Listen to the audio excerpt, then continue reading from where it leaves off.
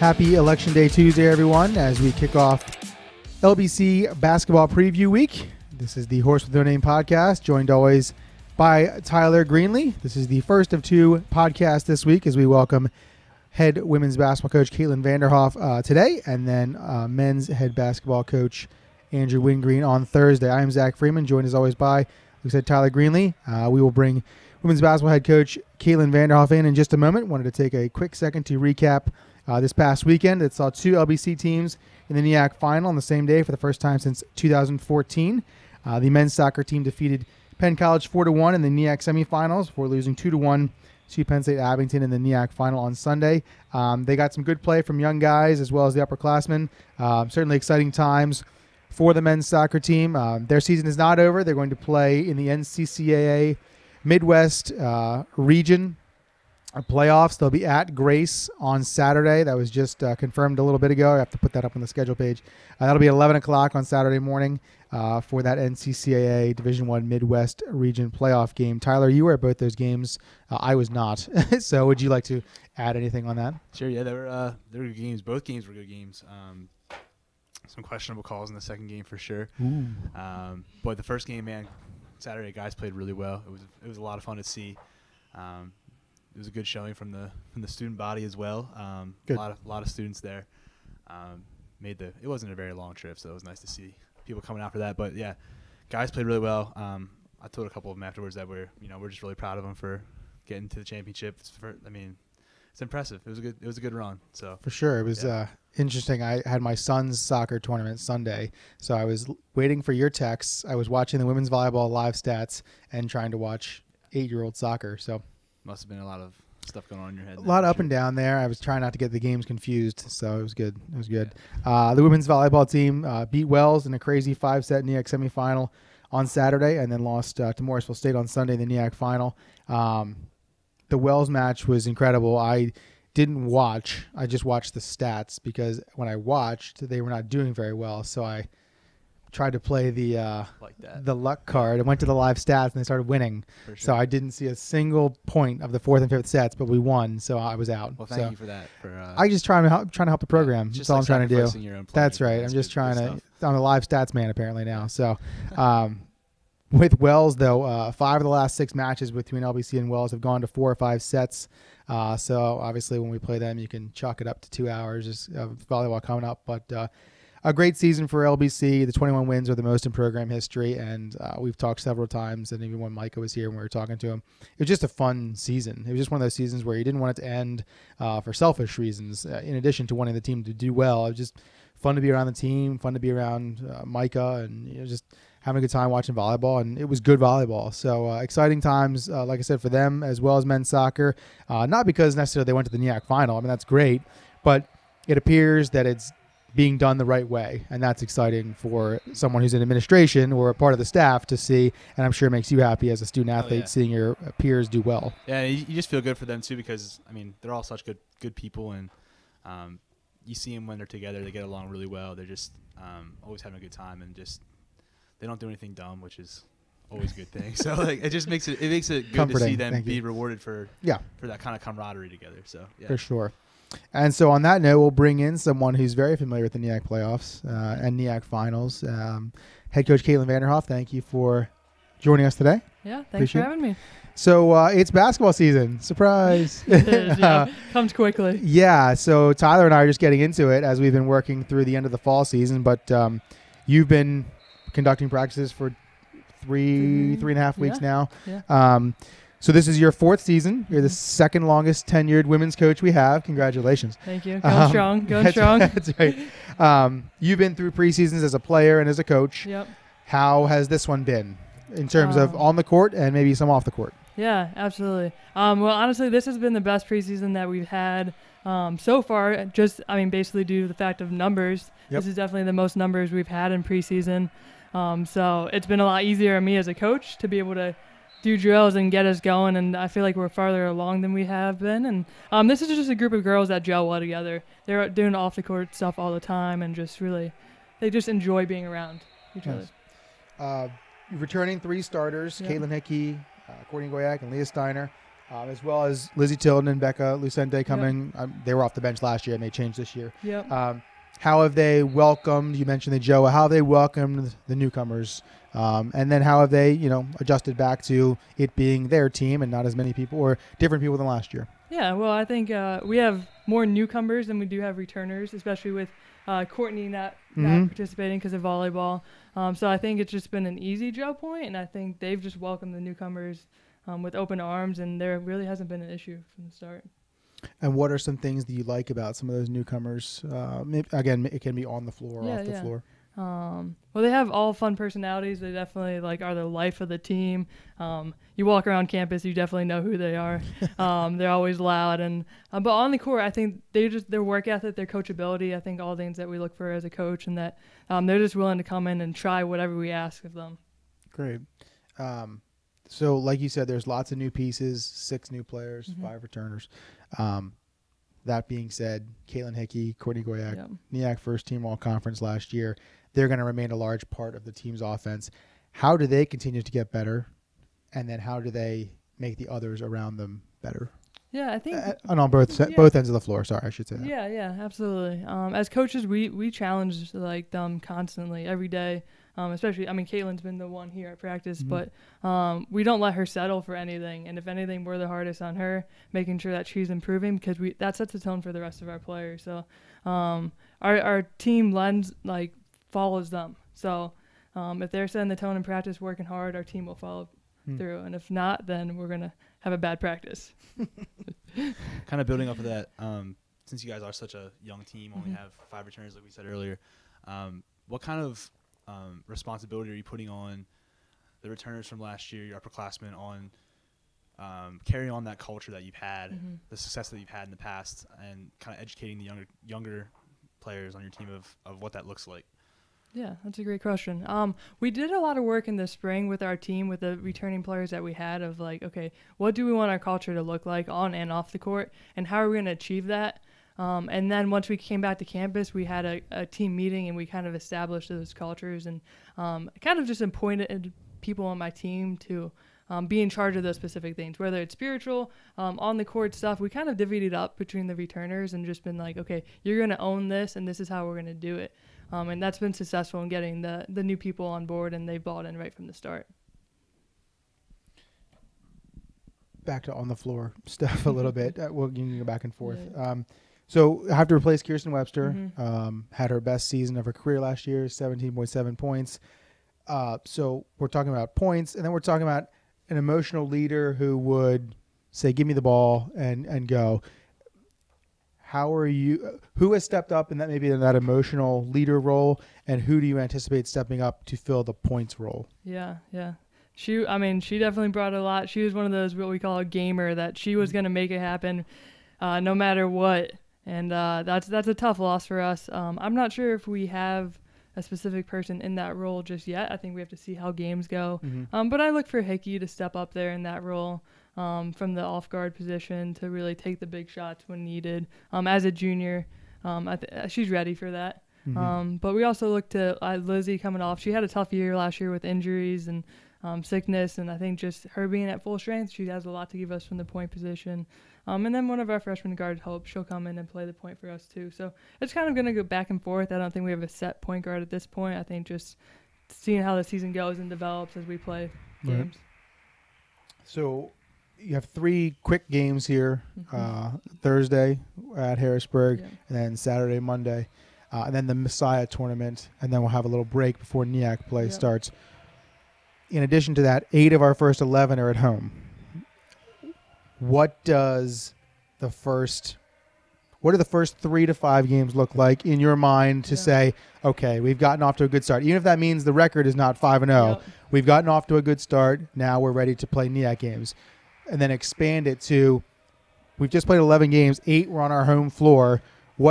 Again, I don't need a guess on your record, but what does it look like where you can go into some of these breaks and say, we're where I want to be, or we need to go here in order to play better? Yeah, I think for the first couple of weeks, we're just looking, especially because we have 2 fall sport athletes that are coming in. For one of them starting practice today, and we have a game in 2 days. So Right. I'm not sure what it's going to look like these first couple of games, but I think we want to see improvement and we want to see progress in our team and growing and getting better. Again, I don't know what that looks like record-wise, but we just want to keep improving. And really, these non-conference games are supposed to get we want to prepare us for conference. Yep. And so we schedule some hard non-conference games coming up with the Messiah tournament and teams like that to get us going and get us prepared and challenge us. And if we take a loss through that, I'd rather do that than not play those tough teams. And so we'll just do both scenarios. Yeah. One you'll probably like. We are off to a good start. We're 4-1 after Messiah. Play that one out, and then we struggle. We realize, this is not going as well. We need to fix things. We're 1-4. Are there major adjustments or minor tweaks, or it's obviously a 25-game season, so you don't want to overreact before December 1st hits or anything like that. But play out those scenarios in terms of what you think your team needs and what you think going forward would. Again, you don't need your crystal ball out here, but I'm just curious of what your feelings are on the team, depending on you have these set games, and you do know who you're playing the Messiah tournament both games, right? It's just not the second game yet. But okay, right. So it'll be one or the other. So just again, you have a set idea of who's going to be there possibly. Just I don't know. I'm just curious about what you think the team could handle or look like and things like that. Yeah, I mean, I think if you look at it from the first perspective. 4-1 ish the record being. I think we look at it the same way of okay, what can we do to keep getting better? And honestly, I think that's the best approach for us. We're never looking long term. We're never looking at NEAC championship or winning the South again. I just feel like there are so many things we can't control as we go throughout the season, whether it's injuries or whatever. So I just want to look at improvement. And is our team doing what we ask of them? Are they doing those little things? And if they are and we're not being successful, then that's on us as the coaching staff to be all right, what do we have to do differently?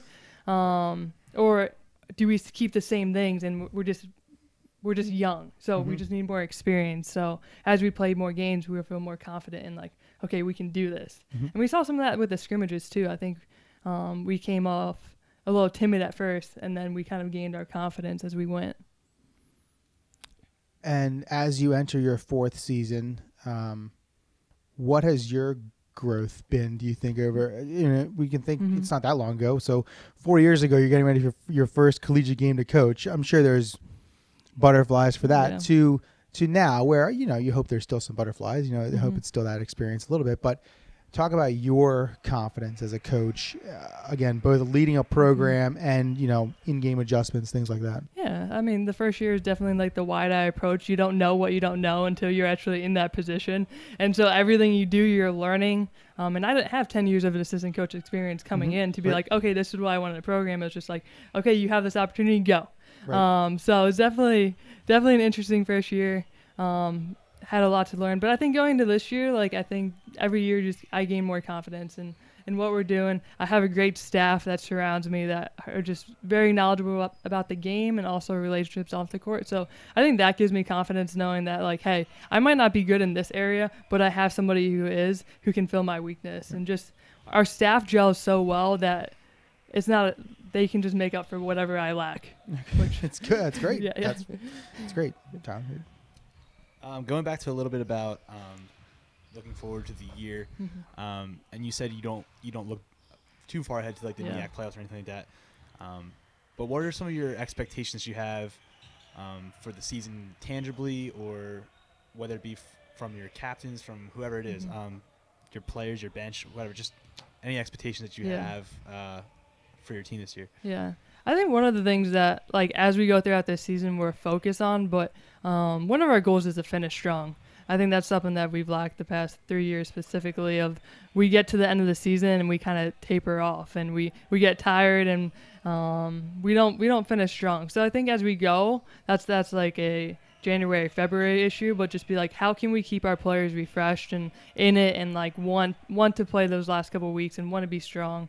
So that's one of our focuses. And then, and I know I say this a lot and it's cliche, but to get better every day. And I think it's just something simple, tangible that we can do. I asked our players, did you get better today? And the answer hopefully would be yes. But just pick one skill a day to get better at. And if they do that, then as a team, we will get better. That's good stuff. I think it's funny that people say that's like a cliche, and it is, but like it's such a true thing that like it almost shouldn't be a cliche. Yeah. Because like you should be getting better every day. Yeah. No matter what you're doing. So, Absolutely. Yeah, Absolutely. I agree with that. It's cool.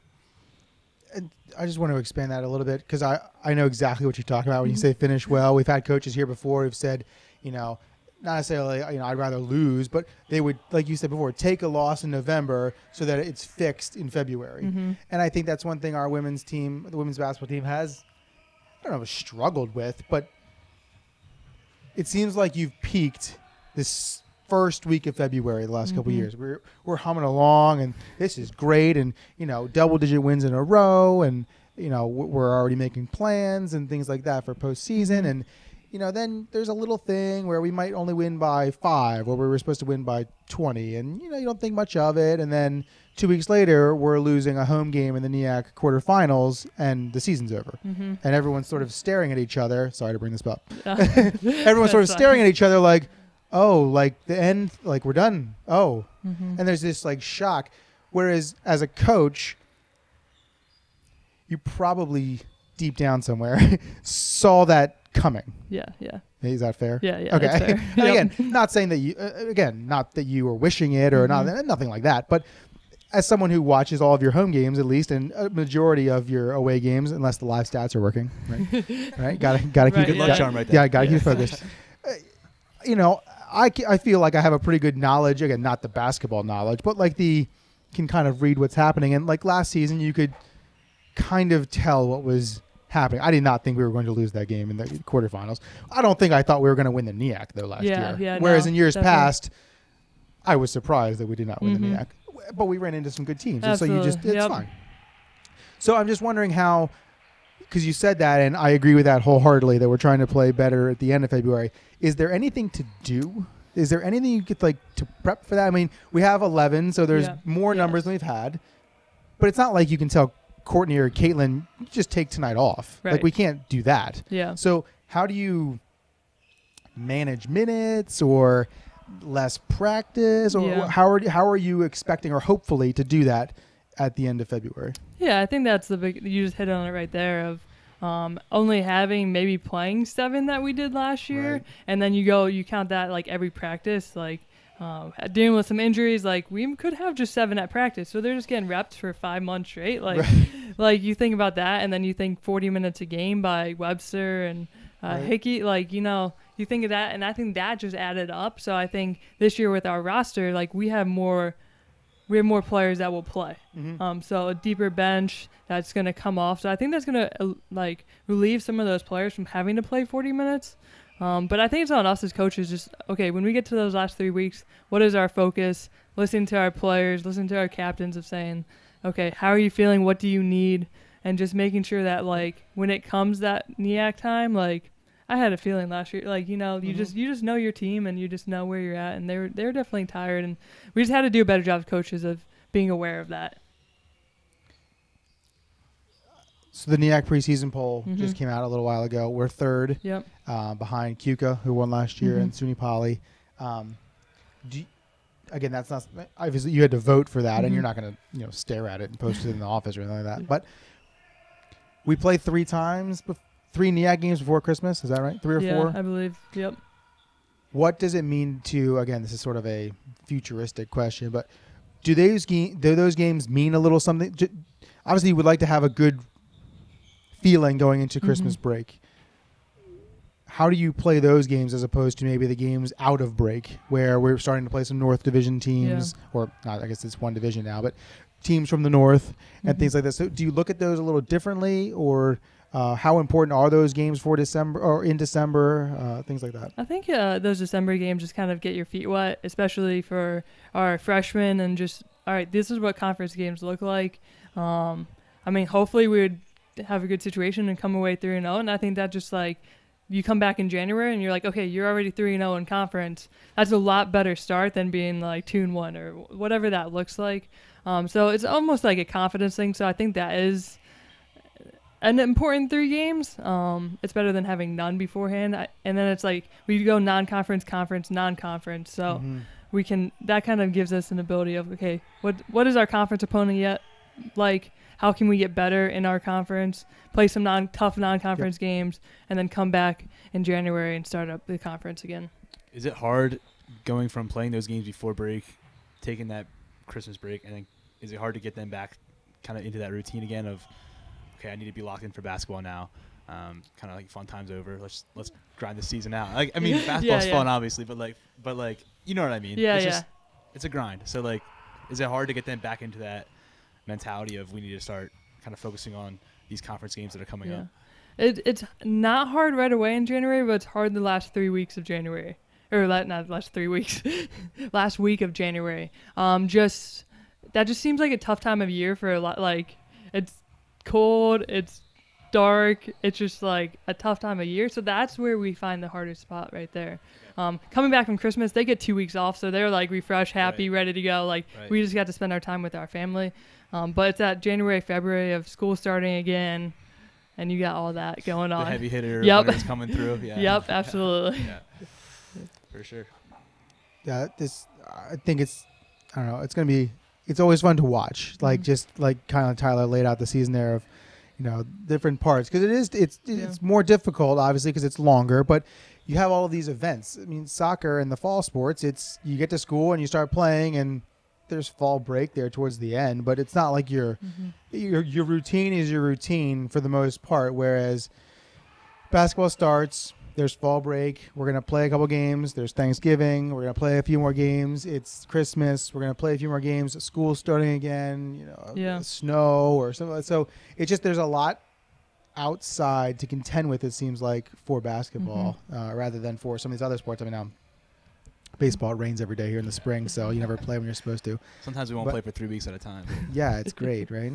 So, anything else, Tyler? I'm good. I'm always good, man. Yeah, that's right. Very relaxed. Again, I don't need you to give us a prediction on your record, but obviously you filled out the NEAC preseason poll. Yep. What do you see in the terms of the NEAC, I guess? I mean, obviously Cuca won. Poly's always good. Us, a few more down there that are tougher. Abington's always tough because they can score 100 if they want. I mean, the way they put up shots, they can score 100, or sometimes they score 30. But it's, you never know, and we've seen that in the past. So. Yeah, I mean, Cuca obviously returning a lot of their players, having the experience of winning a championship. Nobody on my team right now has been in that championship game, so just the lack of experience there. But I think it's going to be a tough conference. Obviously, a lot of the North teams are tough, but Abington's always a team that I get nervous for, just because you're right. They can score 30 or they can score 80. And that's that quarterfinal game, they definitely hit everything on us, but they can shoot. They're good scorers like that. But we look for a tough year, just competing, it's just tough. It's just a tough conference, and hopefully we're prepared for it. And I think this is a great foundational team for where we want to go as in the future. I'm looking forward to it. It's always fun to get back in the swing of things for basketball. Fall's nice, but basketball's just a little different. There's just something about college basketball. It's just a for sure. Fun. Absolutely. Inside, warm. Yeah. I like the inside part. Yeah. For sure. In the soccer season, it gets a little cold out there. Yesterday it was rainy and windy. It just felt like a perfect field hockey or soccer day that we would be sitting outside watching. Thankfully, there was nothing on the schedule. Yeah. But that just felt like it always works out, right? I know. I was at the game on Saturday up in Abington, and it was like freezing cold. I was like, I should be getting paid for this. I feel like I should be on the clock right now. I'm going to have to go look at your hours now that you said that. I'm curious. Go check that out. All right. Well, the time has come. Tyler, are you going to introduce? Okay, yeah. So we are joined by, again, head women's basketball coach Katelyn Vanderhoff for this week's top 5. I guess we're doing 2 top 5s this week, so I shouldn't say this week's top 5. 2 top 5s. You get the idea. Yep, today's. So today's top 5 is our top 5 ice cream flavors. So, Coach, would you like to go first? I can go first, yeah. All right, so. We go 5-1. 5-1, I got it. 5-1. Yep, Coach Frank told me. Oh, good. That's probably because Bob he may try to do it right. Yeah, right? make sure you do it right. Coach Frank can't talk yet. He hasn't been on the show, so I mean. I'm sure he's given his input already, so watch out. Good luck. Yeah. All right, so number 5, this is just straight chocolate. Like, you can't go wrong with a good chocolate flavor. 4, anything with peanut butter, and chocolate or vanilla, any mix like that. I don't have a specific kind in mind, but you know. Yeah, I get that. Yeah. You know. These are all going to come up again. Yeah, So yeah. This is good. Do you have like I know you say not a specific kind, but do you have a favorite out of any of those? Like, you got like your fudge ripple or like whatever. There used to be. I don't know if they have it, but Turkey Hill had an Eagles. Ice cream. I don't think they still have it anymore. Yes, the touchdown Sunday. Yeah, you wouldn't know about that because you're not a champion, but it's fine. Beg to differ. Hey, I'm not an Eagles fan. I just like their ice cream, so okay. I'm not supporting. I'm not supporting the Eagles. Let's that. make that clear here. Very important. If you found out the proceeds went to the Eagles, would you stop eating it? Ooh. I would probably have to. The hardest hitting question was coming at But it helps Carson Wentz out. So, I mean, Carson Wentz is a good guy. Yeah, he's a good guy. Yeah. It's just I can't talk. No. It's weird to to not dislike an Eagle. Like, I like him. Yeah. I like Carson Wentz. Yeah. And there's a few other And Eagles Nick that I don't Foles, mind. Yeah, I like those guys. I like Barkley, so it's it's mutual. I like when they wear, like, not green. Yeah. I like yeah. He looks great interview, but X-nay on the playing. Yeah, sure. Yeah. And the Giants are 1-7. I really don't care, whatever. So number 3, cookie dough. Can't go wrong with that. Number 2, Ben and Jerry's Half Baked, which is cookie dough and brownie and vanilla and chocolate ice cream. If you haven't had it, tried that before. you need to. It's life changing. Wow. Jeez. I'm a pretty ice cream connoisseur. Like, I love it, so I eat it all the time. So this is good stuff. Yeah, It's a good topic for you then. For yeah, sure. absolutely. Yeah. What'd you say? You're writing this down? No, oh, yeah. Well, I have to write that one down for sure. For sure. You go out to the store afterwards and get it. And then number 1 is coffee. Okay. I love coffee ice cream. Even since I was like 4 years old. Like. Oh, that's good parenting. Yeah. Shout out to the parents for that one. Really. Thank you. I like that. Yeah. Coffee ice cream is really good. I kind of forgot about coffee. I don't know that I've ever had coffee ice cream. That's pretty good. It's good. Okay. It tastes like coffee. So yeah. I'm willing. Yeah. Do you want me to go? Sure. Go ahead. Yeah. Okay, so my number 5, I told you, comes with a condition. Yeah. Now, my number 5 is vanilla, but I can't do vanilla like out of the bowl. Yeah. Like, it has a piece of apple pie needs to be next to it, or chocolate cake. Vanilla is just that base layer. Yeah, I don't want anything vanilla. But if it's with, again, the pie, then let's go with vanilla. So you like the pie? Yeah. Oh, I love it. If we're doing top 5 pie, I think you're breaking the rules right now, honestly. But I mean, okay, well, I don't want vanilla ice cream, but I'm willing to. I know that it tastes. So you don't like better. vanilla ice cream, but it's on your top 5. Yeah, that's right. It makes perfect sense. No, I'm just kidding. Doesn't Giants fan. This is all I have. Are you the kind of guy that puts like? Will you make like a sundae out of vanilla, or is it just strictly for pie? Like I'm saying, like, I don't want vanilla ice cream unless there's pie or cake next to it. I don't want that. Perfect at all. Gotcha. Sorry. So I think it's on his hate list, but I mean, we'll keep going. Although, okay, so the only it sounds like you're on your top 5 worst ice cream flavors and your top 5. It's on both lists. Yeah. When we make homemade ice cream, like when it snows and we make homemade ice cream, I will eat vanilla with like chocolate syrup and like peanuts. But like after putting that much effort into making it, I don't really care what it is. Right. So that's fine. That's true. Number 4 is mint chocolate chip. I do like that. There was one time LBC's leadership had a group of individuals here from overseas, and they wanted to go to the Turkey Hill plant over in Columbia or Washington Borough or wherever that is. Yep. Pete Beers and I had to drive them around for the day. We went to a couple different places, but we got to do all the things that they did as the drivers. And we got to go on a tour of the Turkey Hill plant.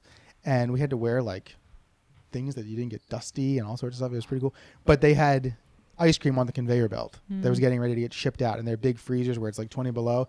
We got to have a scoop of mint chocolate chip, the green kind, on the conveyor belt. Wow. It was about as good as I've ever had it That's before. special it gets right there. It was pretty good. Yeah. It was pretty good. So that was that's my mint chocolate chip story. That's awesome. Thank you for your facetiousness. Number 3 is chocolate chip cookie dough. I like that. Number 2 is chocolate. I agree everything you said there, Vanderhoff, was good, but just chocolate ice cream.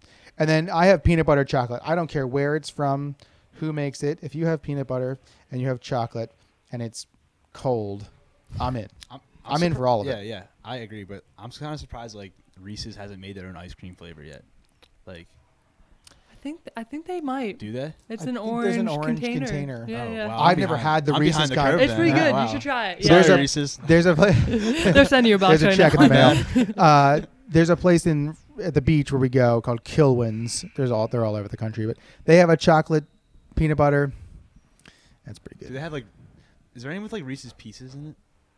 Do they have any of that? Does anyone know that? Reese's question? Pieces or Reese's Peanut Butter Cups? Well, I'm saying like, do they have an ice cream with Reese's well, either or. I don't care. I think the What's in Reese's the one Reese's? has a peanut butter cups. Okay. I think they do. See, I think Friendlies too.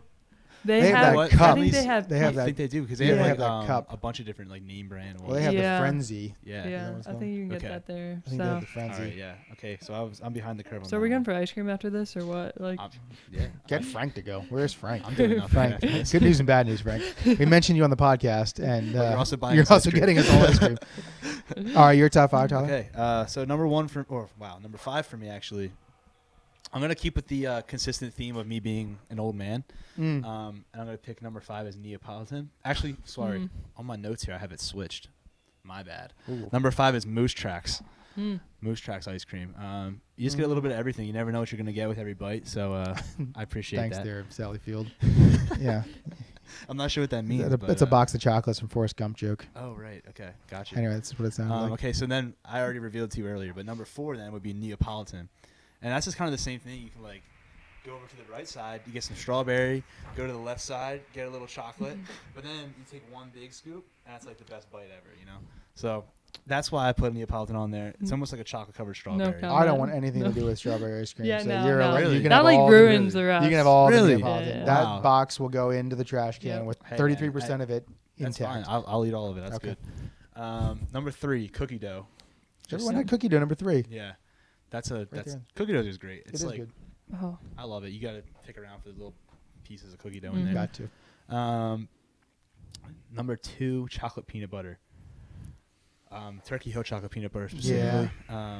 Just like, I don't know what kind of peanut butter they use in there, but it's really good. Yeah. The kind that keeps. Yeah, That's yeah, the kind of like, especially when you get too much peanut butter on like your spoon and you have to like it gets stuck to the top of your mouth a little bit and you kind of look like a dog. This is a deep dive You into know? the top 5 You ice know, creams. you know what I'm talking about. I though. do know what Yeah. you're talking about. But Yeah, that's good stuff. And then number 1, cookies and cream. I think Oreos are one of my favorite snacks. So they literally took an Oreo and made it into an ice cream. So you can't go wrong with that. So that's true. yeah, This is pretty that's good. my top 5. This is pretty good. Good. I like the category. It was good. Yeah, yeah. It's good. It's a funny story about ice cream. Not funny, but a little tradition. We have this thing in my family. Like someone will get up and you say, "Are you scooping?" And it's usually my brother. I always make my brother scoop ice cream for me. And but he'll come out and he'll bring me like a little little scoop of ice cream. It's so funny. But then like you like if someone asks you to scoop, you pretty much have to scoop it, but you can give them as much as you want. So that's like a little caveat. Then if you want more, you have to go get it yourself. Yeah, like it's like like a that. one-time voucher per night. I like. Yeah, I like that. yeah. That's a good tradition. So there you go. You can have that with your kids. I would someday. look forward to it. Well, Yeah. except they'll never come back. So women's basketball opens the season on Thursday. You can look for the preview on lbcchargers.com on Thursday morning. The LBC will face Penn State Harrisburg on Thursday night at 6. And then they're home on Saturday for Penn State Schuylkill at 1 o'clock. And the team's also home on Monday night at 7 against Penn State Brandywine.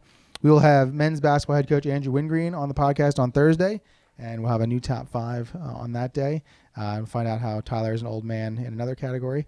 And it's something to look forward to. So, Katelyn, thank you for coming on. Good luck this season. I'm sure we'll have you back on and talk mid-season and things like that. So, yeah, thanks for again. having me. Appreciate it. This has been Zach Freeman, Tyler Greenlee, as always. Go Chargers, go.